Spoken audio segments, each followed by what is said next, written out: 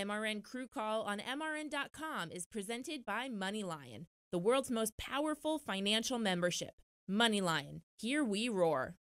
And also brought to you by Hercules Tires. Ride on our strength.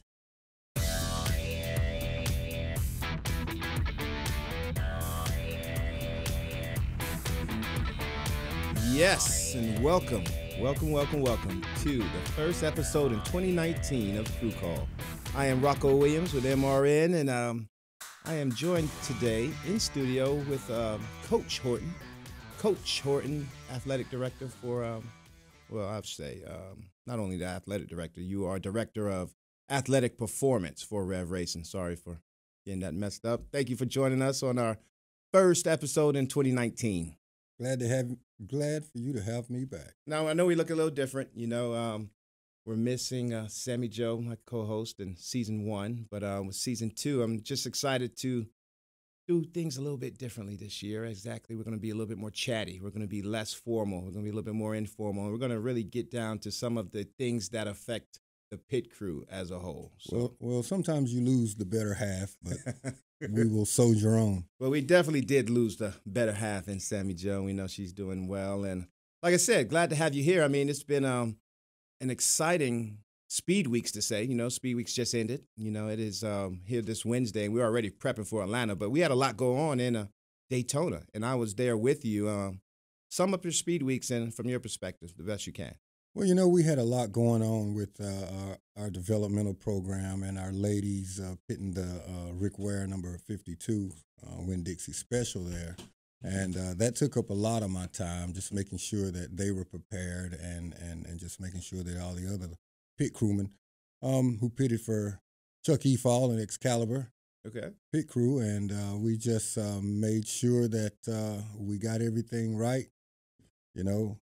Cross the T's, dotted the I's. And this program you're speaking of, Coach, you've been a guest on our show several times in the first season. But for our new viewers, Coach, the program that Coach is referring to is the NASCAR Drive for Diversity Pit Crew Development Program, that is. And you guys actively recruit collegiate athletes and professional athletes. And you know, we do it all. We're basically trying to bring in individuals from the minority side that want to be a part of NASCAR, you know, that,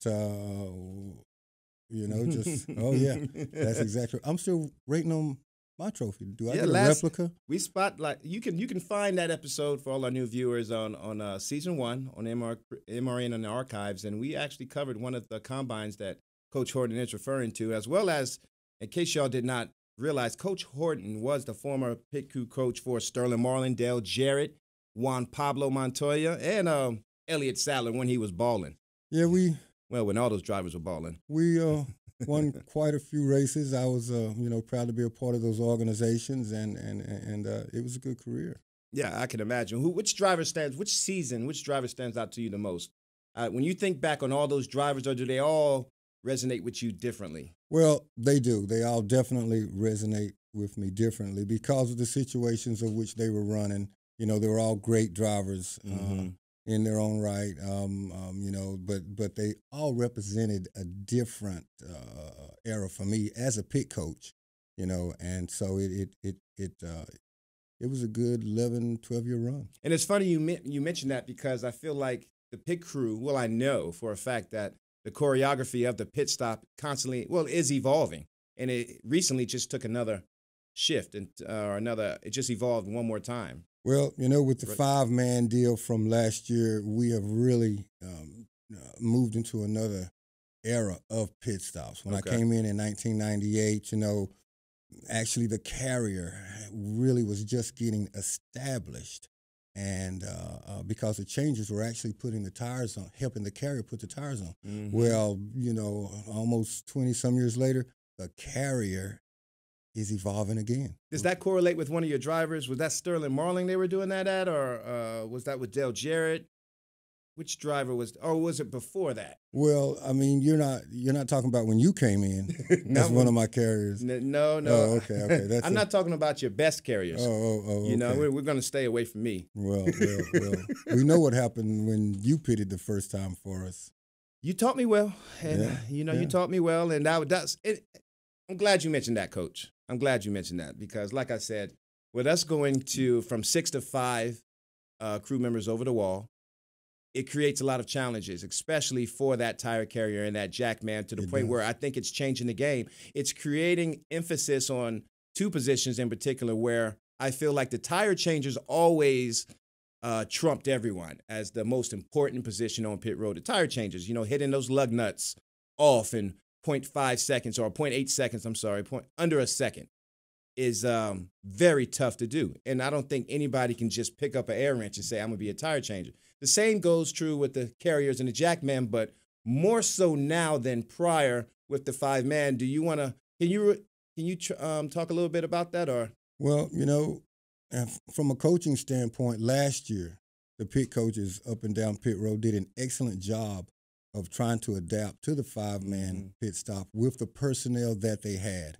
A lot of great pit crewmen out there, and, they were already signed. They were already on a contract, and they had to use them. Mm-hmm. And so then they had to cater to, the personnel that they had.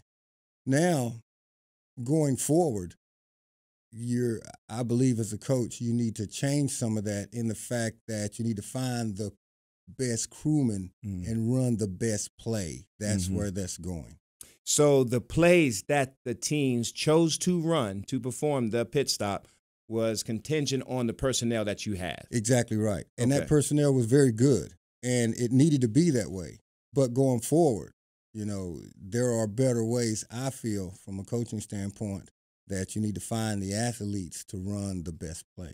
And I was down there on pit road with this past weekend in Speed Weeks down in Daytona, and it looks like that position is changing based on the way it looks.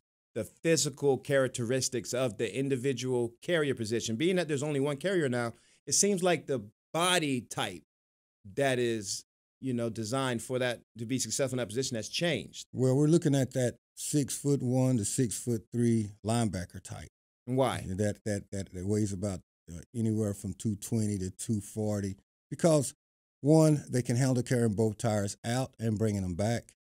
They can index that tire in less than a second. And they have that speed. You're basically saying you're an advocate for the tire carrier drop-off. So what you're saying is the tire carrier that can relieve the tire changer of his duties of bringing that tire out. Exactly. And he brings the tire out for the tire changer. That is the technique that you like. Yep. The 22 does that. They're champs. They have one of the best pit crews out there, followed by the 4. And so I think that is the best way to do that. That's a great point you made, because I saw Penske was the originals, and we talked about that on a show last season, that they were the first to start doing that tire carrier, dropping the tire off to the left, the right front. So, and then you saw the other teams fall in line and start doing that as well. So you're saying that is the way to go. I foresee all the teams, if not all the teams. If they can find the right personnel, if they can find a carrier that can actually do that, that's what's going to make that happen. And that carrier currently right now doesn't exist in mass. Yeah. There's not a lot that can do it. Right. Over 200 pounds, but not too big, right? About 230. About 230. Between 220 and 240. And that individual, there's not a lot of them. Mm-hmm. So it's going to take some time for that play to be implemented. It's an OK&N type of pit stop that we've been using at Rev Racing before they stopped doing pit stops in the K&N series. So we were already familiar with it, and we knew that it worked, and it works very well. You just have to find the right individual, because you really need to relieve that changer of carrying out the tire. Exactly. Let him focus on his lug nuts. He has enough on his plate as it is, and to hit those lug nuts, that's an important job. Those tires need to be tight. And if you can take one thing off at the plate for him to focus on, I think that would be a good thing. Yeah, and it also lets the tire changer be physically who he is. Mm-hmm. Because to carry out that tire, you have to change him too if that's what you want to do. But you don't need to do that. Find one individual, and that doesn't affect 2 individuals. So then you find that one that can do it all. It seems like common sense, but I'm just curious to why I don't see it more prevalent on pit road. But I agree with you, and I want to dive into that more. Let's let's take a commercial break and let's get back to some of these topics when we get back.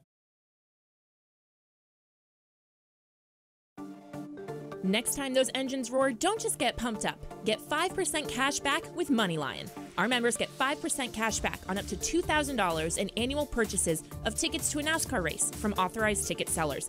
You'll also get 5% off any at-track purchases and all purchases on NASCAR.com. Just use your Moneylion debit card and it couldn't be easier. Join the world's most powerful financial membership, Moneylion. Here we roar. Clutch Coffee Bar in Mooresville, North Carolina is redefining the drive-thru coffee game in Race City, USA. The Clutch experience is quick, efficient, and personal. Unmatched customer service is the name of the game. Clutch Coffee Bar offers signature espresso drinks, classic coffees, custom-flavored infused energy drinks, smoothies, and more. With over 25 flavors, there's something for everyone. Visit our 2 locations in Mooresville, 356 Williamson Road and 154 West Plaza Drive. Open daily 5 a.m. till 9 p.m. Power up today with Clutch Coffee Bar. Hear that? That's the fastest Sunday of the year. The Auto Club 400 is the single biggest NASCAR race on the West Coast. Join thousands of speed-hungry race fans as we gather around to watch 40 of the world's best drivers lay it out on the line and drop the hammer, flat out and 5 wide. Sunday, March 17th, the Auto Club 400 and Auto Club Speedway in Fontana. Get your tickets at AutoClubSpeedway.com or call 800-944-RACE.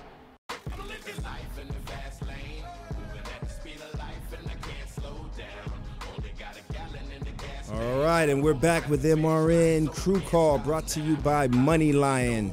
And I have Coach Horton here, and we're diving deep into the pit crew world, and I'm trying to expose some things and show y'all where the choreography, where the 12-second pit stop, how you can do it, how you can achieve that. And we've already talked about the fact that we'll just call him beast mode tire carrier, that tire carrier has a lot on his plate now, being that with eliminating that man, he has to do the job of 2. Well, bring the tire out for the tire change. But that's not the only change that will play a significant effect on the speed of the stop. The Jackman relates to that too, right? Well, another thing that we're doing that we probably need to look at changing is when the changer comes around to the left side, he pauses and lets the Jackman go through. I think this, again, disrupts the changer, you know.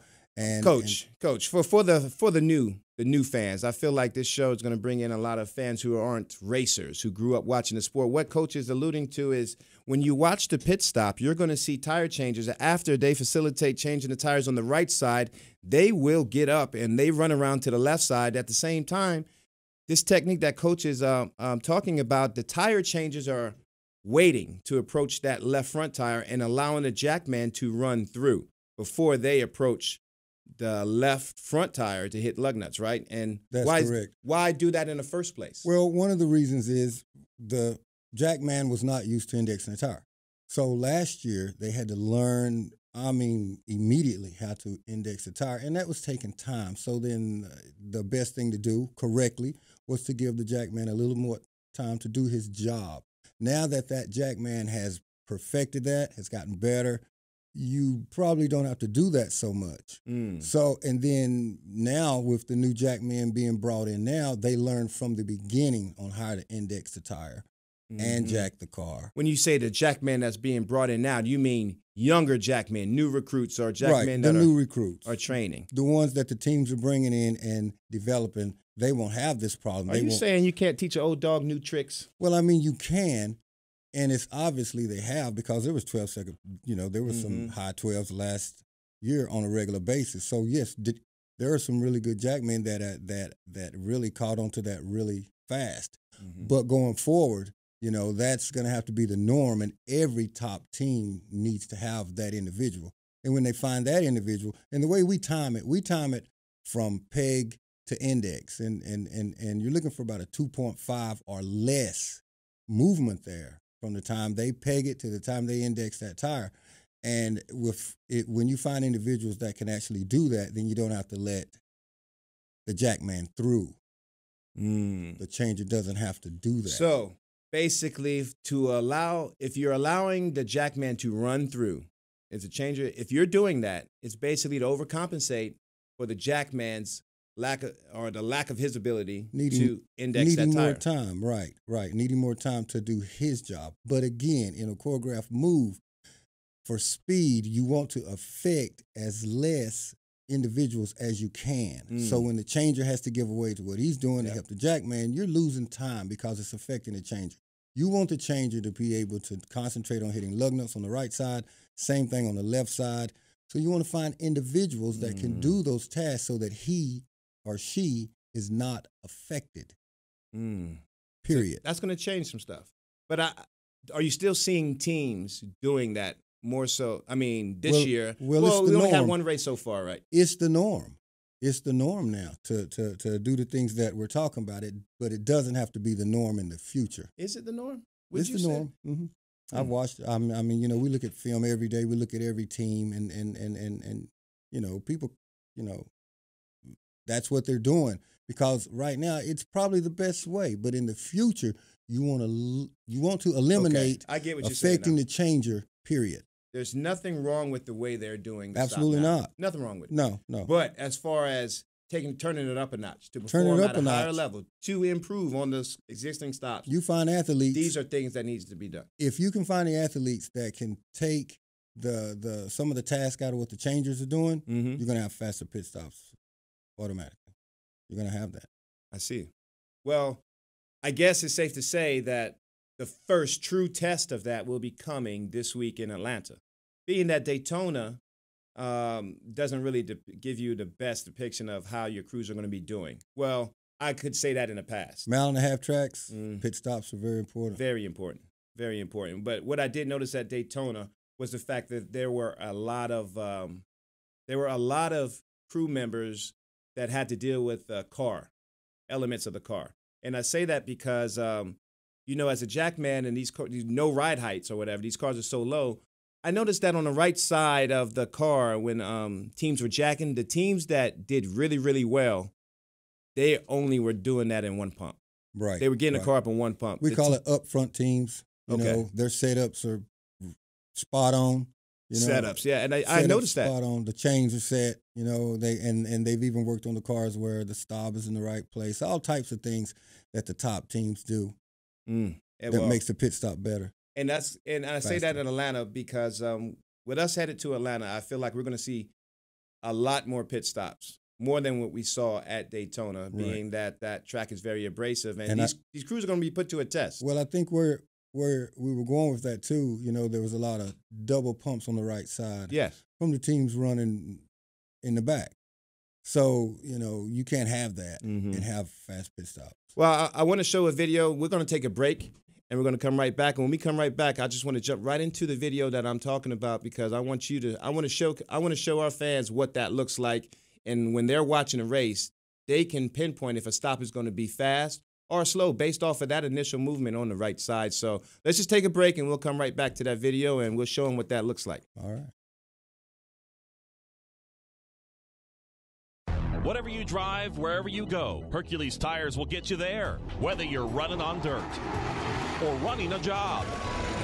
Our dependable, high-quality tires are the perfect fit for your needs. For unmatched value, selection, and warranty with industry-leading road hazard protection, there's only one choice, Hercules Tires. To learn more, visit HerculesTire.com or call 800-677-9535.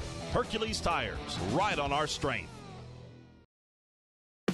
Driver safety is the #1 priority in racing. It's also the #1 priority in trucking.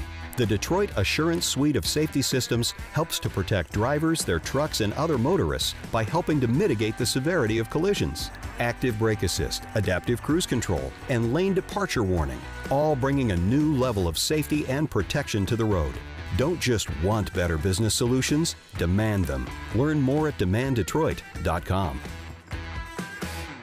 Winged Nation with Steve Post, Aaron Evernham, and Ashley Stremme. Your destination for all things winged sprint cars. Each Saturday at 8:30 and 11:30 a.m. on MAV TV. Live at noon on wingednation.com and Facebook Live. Join us for in-depth conversations with drivers and personalities that make up the greatest dirt racing on earth. The Winged Nation Preview Podcast each Thursday previews the upcoming weekend. Winged Nation, winged sprint car talk covering dirt tracks all across America.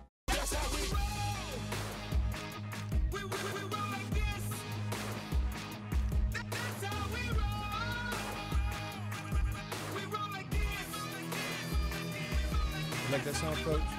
Welcome. We're back to MRN Crew Call, presented by Moneylion. I want to jump into what we were talking about before our break. We were talking about what that looks like as far as that double pump in the right side and single pump in the right side. And if we can show our video, you'll see what I'm talking about, because as soon as I see that on the right side, I know how the stop is going to look. If you look at the screen, Coach, you see the right side?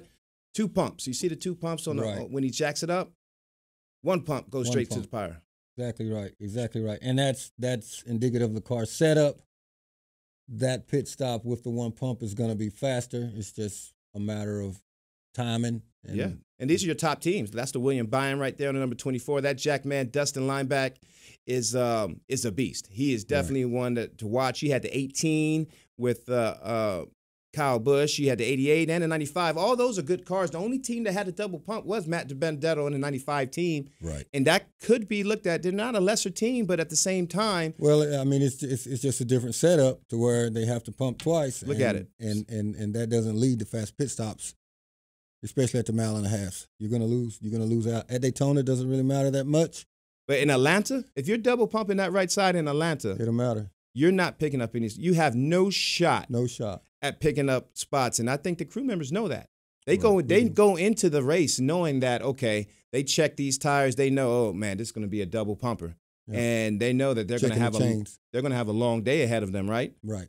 And those need to be adjusted, and that needs to be done, before the race. And certain crew chiefs are better than others at doing that, or it's not better at them. Their focus is on that, right? Well, I think it's just.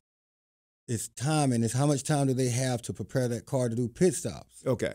It's a situation where, and you're talking about with personnel, who's doing what.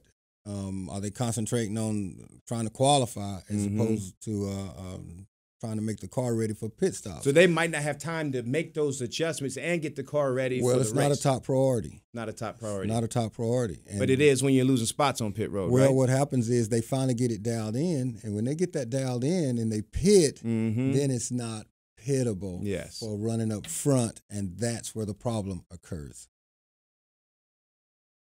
Oh.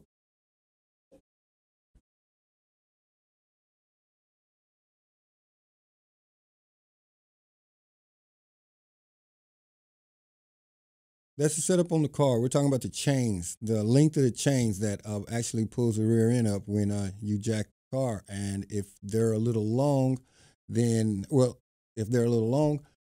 you can't get the car up as fast. You have to pump it twice. Have to pump it twice and fast. And it affects the whole choreography. It does. And then sometimes it happens on the left side as well. There's normally a pump and a bump, but you really just want to pump on the left side as well. But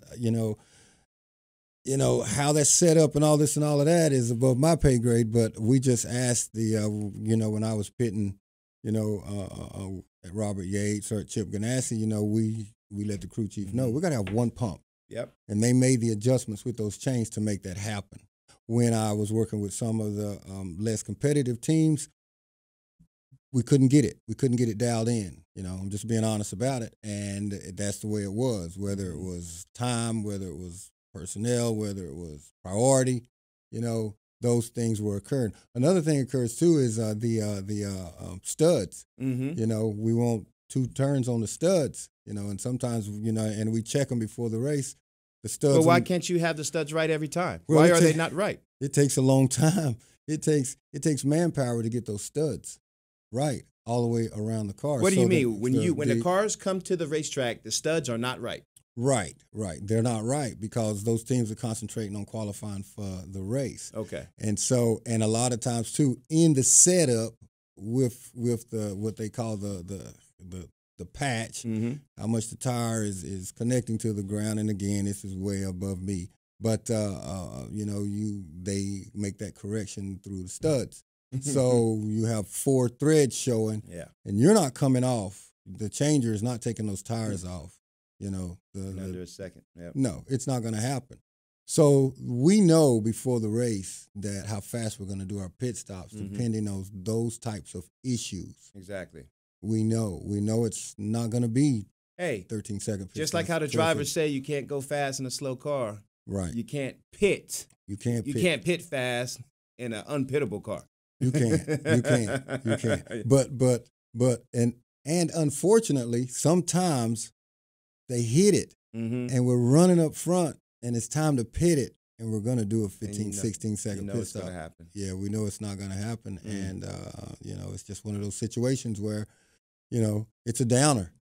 But here's the correction for that: the more they get it right, the better the teams run, the better things get, and the better the pit stops get as well, because a priority can shift not only to now making the race, but running better and pitting better. All right. So it takes time. So it's just one of those deals where as that team, as that organization gets better, so do the pit stops. I see. That's one of the reasons sometimes I would get calls back in the day, hey, can you come help us with our pit stops? Well, I knew I can get the guys better, but I can't get the car better. Yeah. So the pit stops are really not going to be better, no matter what I do. No, understood. So there's nothing you can do about that. No matter what the pit crewmen do. So so as an independent contractor, I'd say no. I think I can't. I don't think I'm going to be effective. And I'd explain to them why. And so then sometimes they would say, hey, we will make that change. We will make that happen. Okay. Then I would take that deal. That's great. Great insight. That's a great point. I don't think a lot of fans know that. And all they see is the end product of the times that these crews are laying down. But I want to switch gears a little bit. Our show is brought to you by Moneylion. And Moneylion is, I dibbled and dabbled on the website, and I'm actually creating an account, which I'm going to show you a little bit about, because Moneylion is pretty cool. I started researching a little bit last night, and they offer so many financial opportunities to their clients to the point where I think it's something that a lot of people can utilize. At the same time, this financial crew chief segment that we're creating, we're going to talk about a lot of the financial aspects that relate to us athletes on pit roads. So, like I say, this is the financial crew chief segment brought to you by Moneylion, and we want to talk about. Let's say I'm an aspiring crew member. I want to break into the sport as an athlete. There are different levels you have to climb to obtain that. But let's say once I get there, what is an idea of the structure? How is the pay structures set up to the point where you can determine how much money you are making as you progress throughout the series, and you can kind of predict and set yourself up for the future? Well, one of the things you need to first look at, are you talented enough to command top dollar?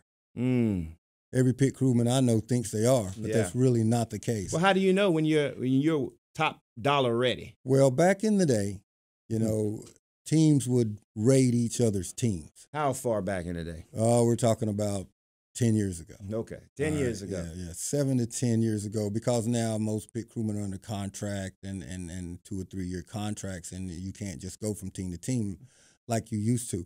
But back in the day, the proving ground was just watching who had the best pit crews. What do you mean by you can't go from team to team? Are you saying they're that under contract? They're under contract, 2-year contracts, 3-year contracts with the team's option. So you cannot you can't make those moves anymore.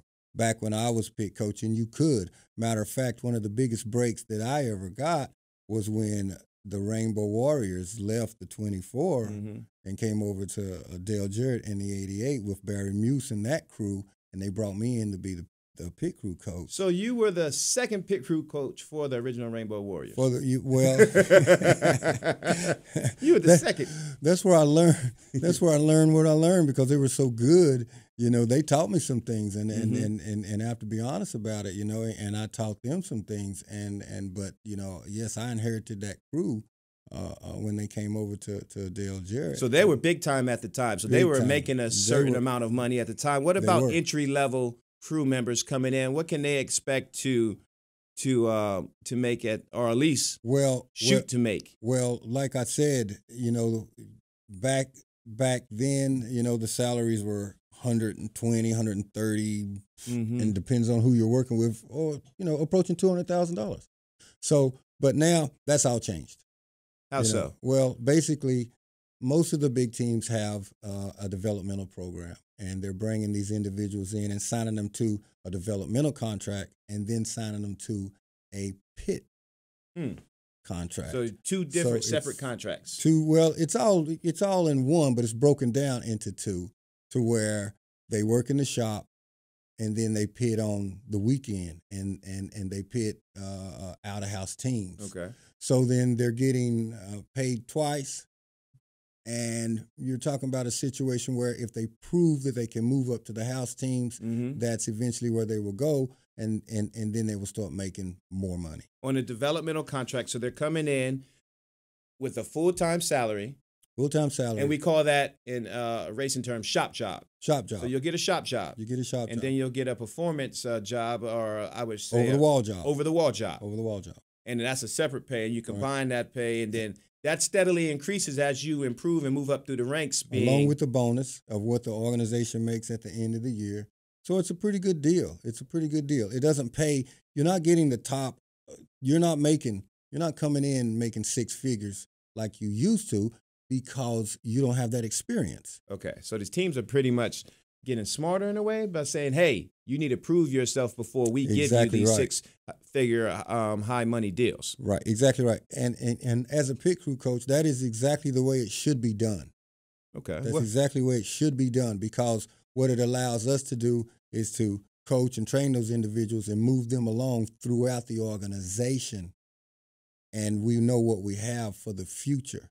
This sounds like it's very similar to the youth movement that we're seeing with the drivers, on the driver's side of the sport, as it relates to the athletic side of the sport. Well, drivers are athletes as well, but as it relates to the pit crew side of the sport, we're seeing a youth movement there then. Exactly, right? Exactly. Is that a good or a bad thing? Well, I mean, it has to continue. There has to be a youth movement. It has to be a youth movement with pit crewmen, drivers, fans, you name it. It has to get younger to keep going.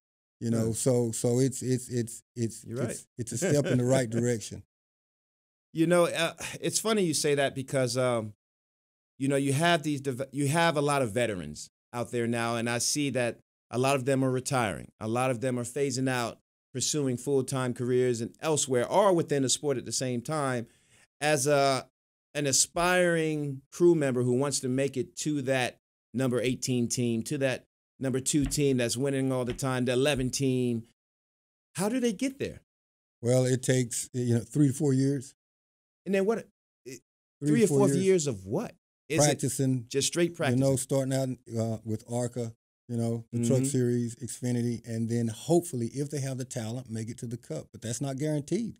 It's not guaranteed. That's not guaranteed. And along the way, you get a pay increase and you make the big money if you have the talent. How long will they make this big money on average? Well, what's a typical? You start at age 21, you can go all the way to probably 38, 39, 40, just like any athlete, just like any stick and ball athlete. But of those 18, 20 years, only 10 of those years are big money-making years? Or I would say the middle to the last of those. After the 4th or 5th year, then it's big money-making years. It's kind of similar to NFL players. Yeah, but not quite that much. But not quite that much money. Coach, I mean, you've touched a lot of lives, as far as it relates to crew members coming up through the sports. That's safe to say. What motivates you to do that? Or how does that make you feel, knowing that throughout these years you've created careers and income, a high-level income for a lot of athletes throughout the sport? Well, first of all, just to be a part of a winning situation, just to be a part of a winning race team was really my first motivation. I wanted to be a part of organizations, groups of people, individuals, athletes, drivers that were winning. Just bottom line, as that grew and I witnessed, the help that they needed as athletes from a sports medicine standpoint, from a strength and conditioning standpoint, and then from a coaching standpoint, I realized that, hey, and of course we started with mechanics, and I realized that, hey, we needed to help these individuals achieve what they're trying to achieve, and that was a big motivating factor for me. Later on, when we started the diversity program, then that kicked in as well. So it's all about helping individuals who want to be a part of the sport and want to achieve in this sport. That's a big motivator that keeps me going. Well, Coach Horton, you sure sound like a Moneylion financial crew chief to me. I hope you'll stick around a little bit more, because I want I want to talk a little bit more about the top 25 crew members to watch in the 2019 year. And so stick around. We'll be right back after this commercial break. Did you know that banks collected over $15 billion in unnecessary bank fees last year? Come on, enough is enough. It's time we took back control of our finances. That's why Moneylion is proud to bring you the Financial Crew Chief and to be a NASCAR sponsor. Look, no one knows more about hard work and pursuing their dreams than NASCAR fans, drivers, and teams. So we want to bring you the kind of banking that the big banks would never build, with features like zero-fee checking and zero-fee investment accounts. And because life is also meant for a join, with Moneylion, NASCAR fans get even more. We're giving away 1,500 NASCAR tickets to our members this year. Plus, you can get 5% cash back on NASCAR tickets, at-track purchases, and all purchases at NASCAR.com. Learn more at Moneylion.com or download our app. This is America's most powerful financial membership. Moneylion. Here we roar.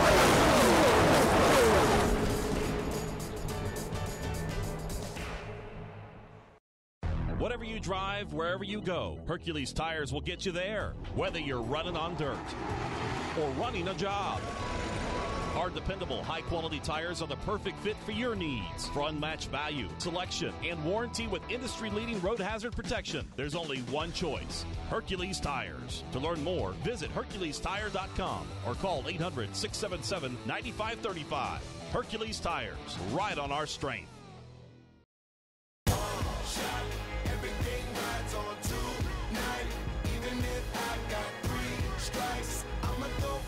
And we're back to MRN Crew Call, presented by Moneylion. I'm Rocko Williams, and I have the pleasure of being in the company of Coach Horton, Director of Athletic Performance for Rev Racing, and many other titles. Man who wears many hats. Thanks, Coach, for hanging out with us. It's a great pleasure. You know, we're about to talk about my favorite part of the show, and that is the individual crew athletes, the outstanding pit crew athletes, the ones who should be spotlighted, the ones that we need to pay attention to. And our friends at Clutch Coffee Bar, you know, they're great partners that we have, and they present this award. And I wanna show you the top 25. I'm gonna give you 25, but in 5 crew member increments. Okay. So for the next 5 weeks, we're gonna be showcasing 5 crew members that you need to keep an eye on for 2019. And it's brought to you by Clutch Coffee Bar. I want to show you the first 5 that we were going to be talking about. We have Dylan Dowell from the number 22, Thomas Hatcher for the number 22, Lee Cunningham on the number 19, Daniel Smith and Stan Doolittle. These guys are 5 of the 25 that you must watch in the 2019. These guys have a lot of stuff going on. Dylan Dowell and Thomas Hatcher are both on the 22, defending champions, and Dylan Dowell fits that mold that we talked about, Coach, with the beast mode tire carrier. For sure. He does that tire drop off, and he does it in a way where he does not lose any time getting to that right rear. He's excellent. Thomas Hatcher is a 15-plus year veteran tire changer. He knows what he's doing. Yep. And although you say there is a youth movement going on, that tire changer position is a harder position for the youth to break into because of the responsibility and the demand of that position. 3 or 4 years. Same thing goes along with Lee Cunningham coming over from the Martin Truex team, following his driver as they merge with Joe Gibbs. Another one to watch. You can't miss him with that beard of his. You can spot him on pit road anytime he's out there. And Daniel Smith is just a great feel-good story. Everyone knows who Daniel Smith is. He's at Stewart-Haas on the number 14. He's won championships with Stewart-Haas. He is a landmark on that team to the point where he had a few health issues and scared a lot of crew members on pit road. And he's one that no matter what he goes through, his spot is waiting for him on pit road. So want to congratulate all those guys who are on our radar to watch. Well, out of that top 25, none of them are going to be replaced anytime soon, nor do they need to be. It is amazing, that I watch, we watch a lot of film, and the way these individuals are performing are just, it's amazing. And people don't understand, what goes into making all of this happen. They just think you can just do it. Oh, he's tire changer. He just put the tires on. Or they just go in the weight room and get strong or whatever. I mean that's part of it, but the skills, that they have acquired and the athleticism that they bring to it, is second to none. And that brings up a good point because, as an athlete, you don't grow up wishing to be a pit crew member. Or at least I didn't. You're not an athlete just dreaming it up. It might start happening, though. It might start happening, being that that's all there is now is athletes. But you never grew up, at least I didn't in my time frame, wanting to be a pit crew member. How do you get these athletes to start feeling that way or believe that? Well, one of the things that we do with our new recruits is we shape it in a matter of reminding them that, hey, this is an athletic deal, and you can still be an athlete, but you're going to have to learn the way that we want it to be done, and so then they buy into it, and then they eventually start liking racing and then loving it. But it takes, you came from Wake Forest. It took you, 2 or 3 years to really love the sport. It didn't happen overnight. It did not. Right, but it does occur as you move up and you get better. So you can expound on that. It took you a little while. I remember reminding you constantly, hey, look, you're gonna have to watch the races on Sunday. Yeah, you're gonna have to go to the races when you don't have a race. You tell them too much, Coach. They don't need to know all that about me. But you didn't you didn't start liking racing when you were 10 like I did. Yeah, you're the epitome of a true racer. I grew up in a family where we owned our own service station, and we were racing fans. I was a Wendell Scott fan, Bobby Isaac, a Richard Petty fan. Growing up, you don't have that with these athletes. But hopefully that'll start to change. Well, that's awesome. We've had so much to talk about, and we're going to wrap it up. We had a great show today, and just keep in mind, I definitely look forward to working with you with developing our ranking system with the top 5. Well, you started off with some excellent ones there. Hey, we got a good job. Like I say, we're looking forward to Atlanta and the pit crews. Y'all make sure you stay tuned to us, and you'll learn everything there is to know about NASCAR. You mean we got to go? Yeah, we got to go. You can't keep talking? No, Moneylion is pulling the plug, so okay. We got to go. We thank y'all for watching. MRN Crew Call, presented by Moneylion.